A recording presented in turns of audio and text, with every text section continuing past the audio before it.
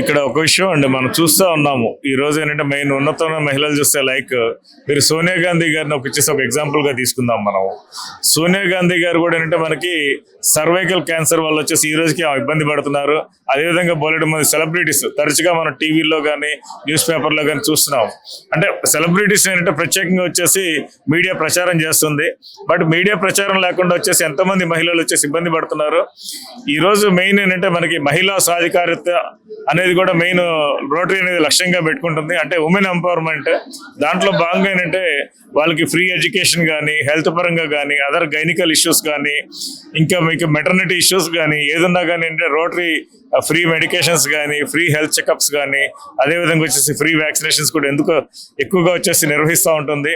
ఏంటంటే మహిళలు వచ్చేసి ఎప్పుడైతే మన ఇంట్లో కుటుంబము, మన రాజేష్ గారు చెప్పినట్టు మహిళ అనేది మెయిన్ ఏంటంటే ప్రధానమైన ఆయుధం.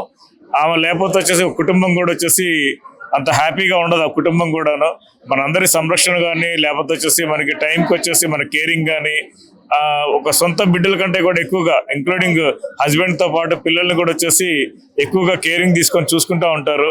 దాంట్లో భాగంగా మా తోడ్పాటు హెల్త్ పరంగా కూడా వచ్చేసి మహిళలు ఆరోగ్యంగా ఉండాలి అనే ముఖ్య లక్ష్యంతో వచ్చేసి రోటరీ కూడా కృషి చేస్తుందండి.